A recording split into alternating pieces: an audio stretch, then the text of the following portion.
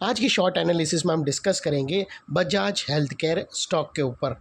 और दोस्तों ये एक तरह का रेड अलर्ट एनालिसिस है। अगर किसी को ये स्टॉक के अंदर करंट लेवल पे अगर पोजीशन बनाना हो तो वो अपने एडवाइज़र को पूछकर वेट कर लेना, बिकॉज दोस्तों ये स्टॉक के अंदर मल्टीपल नेगेटिव फैक्टर्स ब्रेकडाउन होने की तैयारी में है, जिसके तहत ये स्टॉक करंट लेवल से डाउन साइड करेक्शन दे सकता है।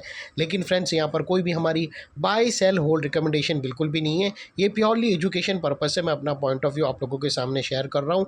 कोई भी पोजीशन लेने से पहले अपने फाइनेंशियल एडवाइज़र को ज़रूर कंसल्ट कर लेना। और हाँ दोस्तों, ये स्टॉक ने एक पैटर्न ब्रेकआउट करी है पॉजिटिव साइड पे, जो एक फॉल्स ब्रेकआउट में तब्दील हो गई है। और यहाँ पर और वो जो लोग यहाँ पर एक ब्रेकआउट मानकर एंट्री करे हैं, उन लोग अभी बुच्चर की तरह कट सकते हैं। और वहाँ पर यही चीज़ दोस्तों शॉर्ट सेलर लोग यहाँ पर उसकी अपॉर्चुनिटी बनाकर यहाँ पर शॉर्ट करके उन लोग डाउन साइड कैप्चर करेंगे। तो वो आज हम डिस्कस करेंगे यहाँ पर जो डाउन साइड फॉल आ सकती है उसके क्या कारण है और कितनी डीप डाउन साइड जा सकती है। और दोस्तों ये जो डाउन साइड आएगा वो एक शॉर्ट टर्म का ही डाउनफॉल है। लॉन्गर टर्म के लिए जिसी ने ये स्टॉक लिया है उन लोग के हायर टाइम फ्रेम के चार्ट को कुछ भी फ़र्क नहीं हुआ है। ये जो चेंजेस आई है वो लोअर टाइम फ्रेम की है। यहाँ पर जो एनालिसिस है डाउन साइड गिरावट की, वो मात्र शॉर्ट टर्म के लिए ही है। और चलते हैं यहाँ पर चार्ट की तरफ। सबसे पहले दोस्तों अगर आप देखो तो यहाँ पर ये स्टॉक के अंदर ये वो रेंज थी जो ऑलरेडी स्टॉक ने ब्रेकआउट होता हुआ दिखाया है। और यहाँ से दोस्तों ये जो नेकलाइन है ब्रेकआउट की, यहाँ से लोगों ने एंट्री करी है।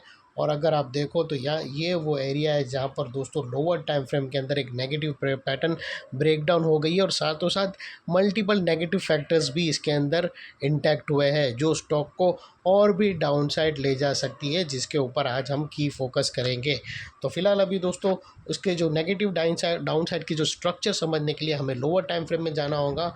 और दोस्तों यहाँ पर अगर आप देखो तो ये वो बॉटम थी जहाँ से स्टॉक के अंदर एक अपर स्लोपिंग पैरेलल चैनल के थ्रू एक अपसाइड बाउंस बना। और जब तक स्टॉक ये अपर स्लोपिंग पैरेलल चैनल में था यहाँ पर हायर हाइज लगते गए। दोस्तों अगर आप देखो तो फर्स्ट हायर हाइज यहाँ पर रजिस्टर्ड हुआ, सेकंड हायर हाइज यहाँ रजिस्टर्ड हुआ और लास्ट हायर हाइज यहाँ पर। और जैसे ये upper sloping parallel channel down side में ब्रेकडाउन हुई, फर्स्ट टाइम दोस्तों इसके जो हायर हाइज थे वो लोअर लोज में थ्रेट हुए क्लोजिंग बेसिस पे, जो हमें कंफर्म करता है कि स्टॉक ऑफिशियली करेक्शन के अंदर एंटर कर चुका है। यहाँ पर हमें दो मेजर नेगेटिव सिग्नल मिले। पहले तो इसने अपर स्लोपिंग पैरेलल चैनल को डाउन साइड में ब्रेकडाउन कर दिया, जिसके वजह से जो अपसाइड मोमेंटम मेंटेन था वहाँ पर अल्टीमेटली ब्रेक लग गई। सेकेंडली इसके जो हायर हाइज थे वो लोअर लोज में शिफ्ट हुए क्लोजिंग बेसिस पे, जो हमें कंफर्म करता है कि स्टॉक ऑफिशियली करेक्शन के अंदर एंटर कर चुका है। और बाई साइड यहाँ पर सीरियसली अवॉइड करना चाहिए एज लॉन्ग एज हमें कंफर्म हायर हाइज के ऊपर क्लोजिंग ना मिले। अदरवाइज दोस्तों बाई साइड ये स्टॉक के अंदर एक बहुत बड़ा ट्रैप साबित होगा। और दोस्तों बात कर लेते हैं यहाँ पर डाइवर्शन की। तो फ्रेंड्स अगर आप RSI डालकर चेक करो या MACD डालकर चेक करो, आपको यहाँ पर क्लियरली नेगेटिव डाइवर्शन विटनेस होगा।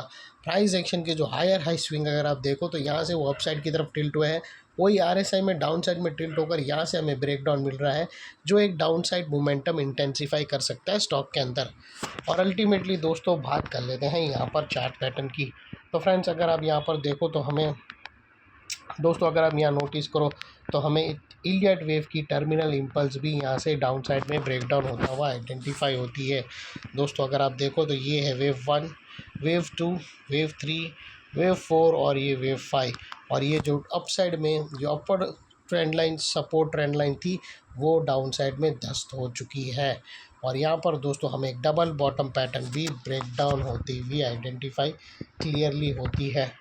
और दोस्तों यहाँ से अगर हम वो रेंज बनाकर देखें तो दोस्तों यहाँ पर हमें क्लियरली दोस्तों यही रेंज के अंदर दोस्तों अगर यहाँ पर नोटिस करो तो आपको यहाँ पर एक डबल टॉप पैटर्न यहाँ पर ब्रेक डाउन होते हुए आइडेंटिफाई होती है। और इसकी जो नेकलाइन निकल कर आती है वो तकरीबन दोस्तों 670 के आसपास है। और यहाँ पर जो स्टॉक का फर्स्ट टारगेट निकल कर आता है 635 के रेंज से लेकर 614 के रेंज में एक स्ट्रॉन्ग सपोर्ट है, तो स्टॉक ये लेवल पे आके सपोर्ट ले सकता है। लेकिन अगर 614 भी ब्रेक हुआ तो दोस्तों फिर ये स्टॉक डाउन साइड में तकरीबन 570 के आसपास का भी टारगेट दे सकता है। तो दोस्तों 570 का ये वो आखिरी सपोर्ट रहेगा जहाँ पर स्टॉक को सपोर्ट लेना चाहिए। अगर 570 भी क्लोजिंग बेसिस पे थ्रेट होता है तो एक हायर टाइम फ्रेम की बड़ी पैटर्न ब्रेकडाउन होगी जो स्टॉक के अंदर एक और बड़ा डाउनसाइड टारगेट स्टार्ट करेगी और एक सेकंड लेग ऑफ सेलिंग भी इनिशिएट होंगी, जिसको हम फर्दर रिवाइज करेंगे जब ये टारगेट के पास हमें ब्रेकडाउन दिखेगा तो।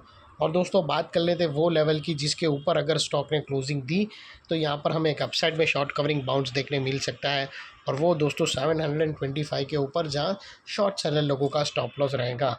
और दोस्तों एक और चीज़, नेकलाइन के पास का ये वाला एरिया एक इम्पॉर्टेंट रेजिस्टेंस बनकर ट्रिगर हो चुका है, बिकॉज दोस्तों मल्टीपल नेगेटिव फैक्टर्स हमें यहाँ पर ही एक्शन में आते हुए मिले।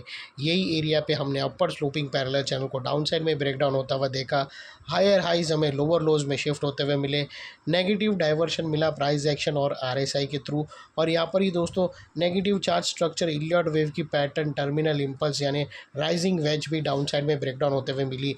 और यहाँ पर ही दोस्तों हमें डबल टॉप और वो रेंज के अंदर ब्रेकडाउन होते हुए डाउन साइड में मिली। तो ये सारे मल्टीपल नेगेटिव ब्रेकडाउन्स के कारण नेकलाइन का ये एरिया जो अभी तक एक सपोर्ट था वो अल्टीमेटली एक स्ट्रॉन्ग रेजिस्टेंस बनकर ट्रिगर हुआ है, और इतने बड़े स्ट्रॉन्ग रेजिस्टेंस के नीचे क्लोजिंग बेसिस पे आप लोगों का स्टॉप लॉस रहना चाहिए जो आसानी से ट्रिगर ना हो, और अगर ट्रिगर हो जाता है तो उसको सिंसियरली स्टॉप लॉस देकर ट्रेड को वाइंड अप कर देना चाहिए। ये थी हमारी एनालिसिस फ्रेंड्स। अच्छी लगे तो प्लीज़ चैनल को लाइक शेयर सब्सक्राइब ज़रूर करना। Thank you. जय हिंद। बाय।